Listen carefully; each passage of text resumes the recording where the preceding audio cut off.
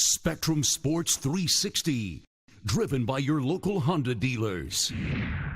To go in there and miss that one, it was tough. I'm just so thankful that it worked out like it did. Tonight on Spectrum Sports 360, an emotional overtime win for the Bucs at home. We've got highlights and reactions from today's victory over the Browns.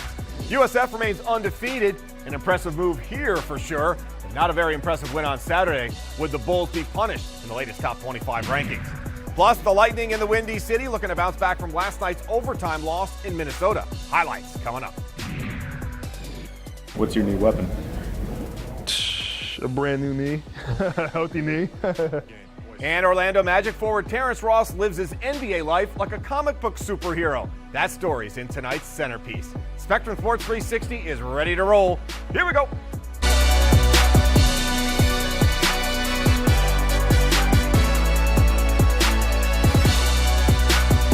Well, it started out looking like a runaway win, turned into an overtime nail-biter at Ray J. Hi, everybody. Welcome inside Spectrum Sports 360. I'm Mike Aarons. Bucs fans should know by now it's never over until the 59-yard field goal clears the bar in overtime, right? A wild one today between the Bucs and the Browns. Jameis Winston, the number one pick in 2015, versus Baker Mayfield, the top pick in this year's draft. Bucs defense looked good early. Mayfield sacked here by JPP, his sixth of the year, one of five for the Bucs in the game. Second quarter, 3-2 Bucs. Deshaun Jackson here in the end around. Going to take it 14 yards, duck inside the pylon for a 9-2 Bucs lead. After Canizero missed the extra point, you see D-Jax, Mike Evans getting their groove on. Later in the quarter, Bucs with a first and goal. Jameis Winston taking off for the end zone, dives in for the touchdown. 14-yard score. First rushing touchdown of the year for Jameis. 16-2 Bucs at the half. Third quarter, it's 16-9. Winston to O.J. Howard. Great catch by O.J. 24 yards down to the Browns, too. Spectacular catch by number 80. And on the next play, Ronald Jones goes in for his first rushing touchdown in the NFL. Looking pretty good at that point, 23-9. Browns down 7. Going for the tie on fourth and goal for the one. Stuffed by the Bucs at the goal line. You think, it's over, right? How about a little row your boat celebration from the defense? But it's far from over. Browns get the ball back. Mayfield to Jarvis Landry, 16 yards for the score. Landry reaches over here for the touchdown. The Bucs would have a chance, though, to still win it in regulation. Chandler Catanzaro from 40 yards out, wide right. We're going to overtime, folks. In OT, Catanzaro gets another chance. This time from 59 yards out. His career long is 60, but he plays that draw perfect. Through the uprights, Bucs win it 26-23. They move to 3-3 now on the year. And for more on today's overtime win, let's head back out to Raymond James Stadium, where our own Olivia Stacey spent the day and has more on today's wild ending. Liv? Thanks, Liv. Let's head around the state now. Let's go to Miami first, where the first-place Dolphins were taking on the Detroit Lions. They were looking to go 5-2 on the year, but the Fins were down 20-7 in this one, third quarter. Kenyon Drake slipped to the left side, and he turns on the Jets. He's gone. 54 yards for the touchdown. It was 2014 Lions at that point, and had head coach Matt Patricia wondering if his Lions could actually hold on. Guess what? He'd get that answer quickly. Matt Stafford to Michael Roberts for his second touchdown catch of the day. 2-point conversion failed, but the Lions led 26-14. How about a little Brocktober continuing in Miami? Brock Osweiler, the 24-yard scoring pass to Danny Amendola. That was as close as they would get. The Lions bumped the Fins out of first with a 32-21 win. In Jacksonville, the Jags found themselves down 13-0.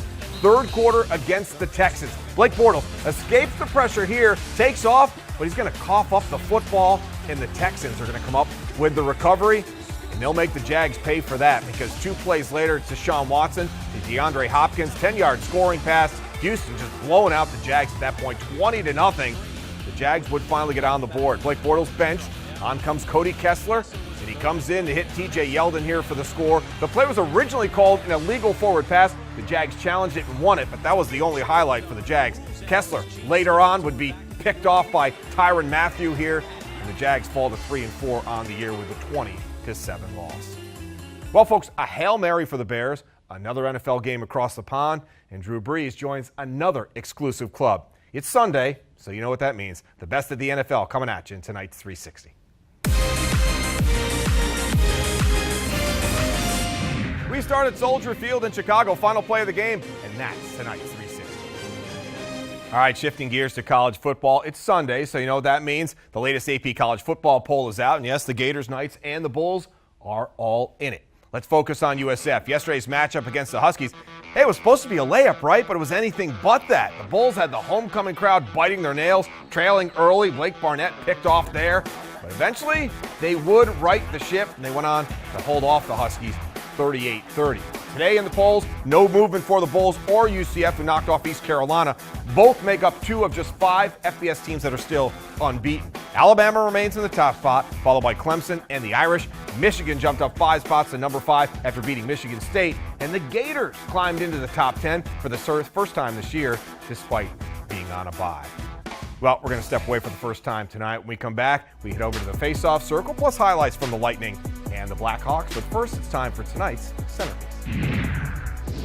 Well, we're out of time for tonight. Thank you for ending your week with us. Tomorrow night, we bring you the story of how the Lightning are taking the lead in helping to develop the game of girls hockey. We hope you join us beginning at 10:30 right here on Spectrum Bay News 9. We'll see you then. Have a great night, everybody.